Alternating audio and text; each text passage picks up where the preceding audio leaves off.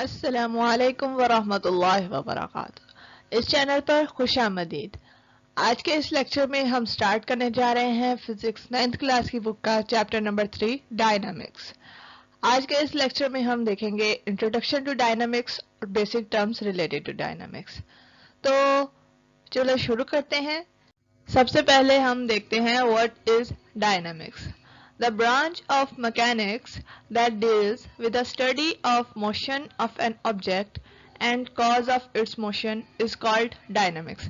यानी हमारे पास क्या है, सबसे पहले हमारे पास फिजिक्स, फिर फिजिक्स की आगे ब्रांच है हमारे पास मैकेनिक्स, और फिर मैकेनिक्स की आगे फर्दर ब्रांच है हमारे पास डायनामिक्स। मैकेनिक्स में क्योंकि हम डिस्कस करते हैं motion of objects, its causes and effects को, जब हम उसकी ब्रांच डायनामिक्स को डिस्कस करेंगे उसमें हम स्टडी करेंगे सिर्फ मोशन ऑफ ऑब्जेक्ट को और कॉजेज ऑफ मोशन को। इसके अलावा मैकेनिक्स की एक और ब्रांच भी थी हमारे पास जो हमने लास्ट चैप्टर में डिस्कस की थी, वो थी काइनेमेटिक्स, जिसमें हमने सिर्फ और सिर्फ जो है मोशन ऑफ ऑब्जेक्ट को डिस्कस किया था, कॉजेज को डिस्कस नहीं किया था।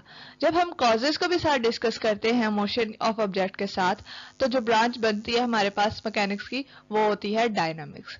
अब क्योंकि कॉजेज भी इसमें शामिल हैं तो हमारे पास जो डायनामिक्स से रिलेटेड टर्म्स होंगी वो डिफरेंट होंगी काइनेमेटिक्स की निस्बत। अब हम नेक्स्ट चेक करते हैं कि हमारे पास टर्म्स क्या हैं। सबसे फर्स्ट टर्म है हमारे पास फोर्स। तो what is force? A force moves और टेंड्स टू मूव, स्टॉप्स और tends to stop the motion of a body. It can also change the direction of motion of a body. यानी force क्या है? Force is something, हमारे पास कोई ऐसी चीज है, फोर्स या ताकत, जो किसी भी बॉडी को या तो मूव करवा सकती है या फिर मूव करवाने की कोशिश कर सकती है, और अगर बॉडी ऑलरेडी मोशन की हालत में है तो उसको स्टॉप कर सकती है या उसे स्टॉप करने की कोशिश कर सकती है। इसके अलावा फोर्स जो मूविंग बॉडी है उसकी डायरेक्शन ऑफ मोशन को भी चेंज कर सकती है। फोर्स जो है इसका सिंबल हमारे पास F है, और ये हमारे पास एक ड्राइव्ड क्वांटिटी है, और ड्राइव्ड क्वांटिटी के अलावा ये हमारे पास एक वेक्टर क्वांटिटी भी है। क्योंकि ये वेक्टर क्वांटिटी है इसलिए इसके सिंबल को हम या तो बोल्ड लिखेंगे या फिर इसके ऊपर जो है हम सिंबल F है इसके ऊपर बार लगाएंगे, बार नहीं लगाएंगे तो हम इसके ऊपर एरो हेड लगा देंगे। इसके अलावा क्योंकि ये एक ड्राइव्ड क्वांटिटी है, ये किसी ना किसी जो है बेसिक क्वांटिटी से ड्राइव हुई होगी। हमारे पास जो बेसिक क्वांटिटीज जिनसे फोर्स ड्राइव हुई है वो है मास और एक्सेलरेशन। जब इनको मल्टीप्लाइड किया गया तो जो हमारे पास क्वांटिटी आई ड्राइव्ड क्वांटिटी वो थी फोर्स। अब एक्सेलरेशन भी ये हमारे पास ये है, और ये भी हमारे पास जो है वेक्टर क्वांटिटी है। अगर हम नेक्स्ट बात करें कि यूनिट क्या है, तो फोर्स का जो ड्राइव्ड यूनिट है वो है हमारे पास न्यूटन, और अगर हम इसके बात करें कि हमारे पास इसका जो है बेसिक यूनिट क्या है, तो अगर हम मास का यूनिट देखें तो वो हमारे पास होता है किलोग्राम, और साथ हमारे पास एक्सेलरेशन है, एक्सेलरेशन का यूनिट होता है मीटर पर सेकंड स्क्वायर। किलोग्राम मीटर पर सेकंड स्क्वायर क्या होता है हमारे पास? न्यूटन। और इसको जो नाम दिया गया है न्यूटन ड्राइव्ड यूनिट को, वो सर आइजैक न्यूटन के नाम के बाद दिया गया। किसी साइंटिस्ट के नाम के पीछे अगर किसी यूनिट का नाम दिया जाए तो जब हम उसको इन अ सेंटेंस लिखते हैं यूनिट को, तब हम उसको कैपिटल जो है उसका फर्स्ट लेटर कैपिटल नहीं करते, उसको स्मॉल ही रहने देते हैं, और जो उसका सिंबल होता है यूनिट का उसको हम ऑलवेज कैपिटल लिखते हैं। जो किसी साइंटिस्ट के नाम के बाद यूनिट का नाम होता है उस यूनिट का स्पेसिफिकली। अगर हमने बात कर ली है फोर्स की, नेक्स्ट हम देखते हैं नेक्स्ट टर्म क्या है। नेक्स्ट टर्म है हमारे पास inertia. What is inertia? Inertia of a body is its property due to which it resists any change in its state of rest or motion। तो inertia क्या है? inertia जो है किसी भी बॉडी की ऐसी प्रॉपर्टी है जिसकी वजह से वो अपनी स्टेट, चाहे वो रेस्ट की स्टेट में है या चाहे मोशन की स्टेट में है, उसमें चेंज को रेजिस्ट करती है। यानी अगर कोई बॉडी जो है रेस्ट की कंडीशन में है और उसके ऊपर कोई फोर्स एक्ट करती है उसको मूव करवाने के लिए, तो इनर्शिया ऑफ बॉडी जो है उस फोर्स को रेजिस्ट करेगी।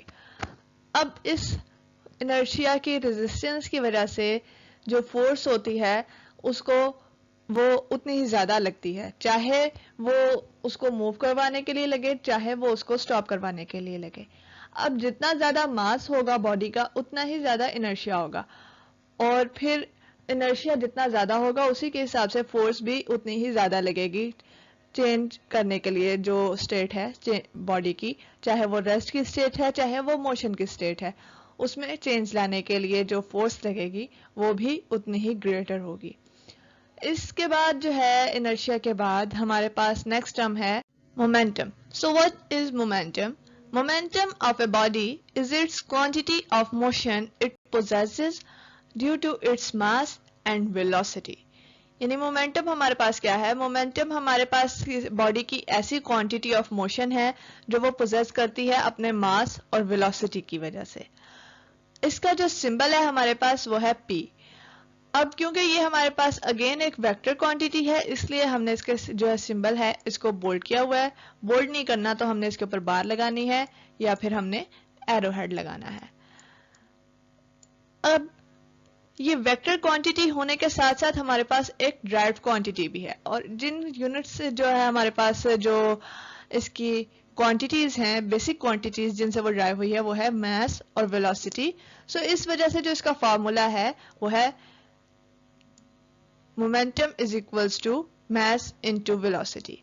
अब अगर हम इसके यूनिट की बात करें तो इसके फॉर्मूला में मौजूद क्वांटिटीज के हिसाब से जो हमारे पास इसका बेसिक यूनिट बनता है वो होता है किलोग्राम मीटर पर सेकंड। अब ये बेसिक यूनिट जो है इसमें किलोग्राम जो है वो मीटर का हमारे पास यूनिट है और मीटर पर सेकंड जो है वो वेलोसिटी का यूनिट है, और इक्वल जो है हमारे पास जो ड्राइव्ड यूनिट इसका वो है न्यूटन सेकंड।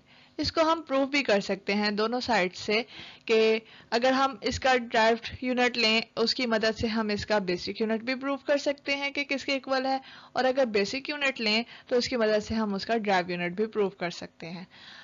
तो अगर हमने इसके बेसिक यूनिट की मदद से यानी कि किलोग्राम मीटर पर सेकंड की मदद से प्रूव करना हो इसको न्यूटन सेकंड के इक्वल, तो हम सबसे पहले दिमाग में जो एक बात याद करेंगे वो होगी कि हमने प्रूव करना है इसको न्यूटन के इक्वल लेके आना है। न्यूटन की जो वैल्यू होती है वो हमारे पास होती है किलोग्राम मीटर पर सेकंड स्क्वायर, मीटर पर सेकंड स्क्वायर। तो अब हमारे पास जो यूनिट है इसका मोमेंटम का उसमें है सिर्फ मीटर पर सेकंड, जबकि जो न्यूटन है वो होता है पर सेकंड। न्यूटन में हमारे पास है पर सेकंड स्क्वायर। हमने यानी इसको पर सेकंड स्क्वायर बनाना है। इसको पर सेकंड स्क्वायर में चेंज करने के लिए हम क्या करेंगे कि हम लिखेंगे किलोग्राम मीटर पर सेकंड, जो हमारे पास यूनिट है उसको अगेन लिखा है हमने, और दूसरी चीज हमने क्या की है, हमने एक पर सेकंड ऐड किया है, और इस पर सेकंड को ऐड करने के अलावा हमने एक सिंपल सेकंड ऐड किया है। इसका रीजन क्या है कि हम अगर कोई चीज ऐड करते हैं तो उसी चीज को हम सब्ट्रैक्ट भी करते हैं ताकि जो अगेन हमारे पास आंसर है वो सेम आए। सो जब हमने इसको ऐड करना है प्लस हमने -1 को ऐड करना है, आंसर को सेम लाने के लिए हमने फिर +1 भी ऐड करना पड़ेगा ताकि दोनों एक दूसरे को कैंसिल आउट करके अगेन सेम आंसर आए हमारे पास।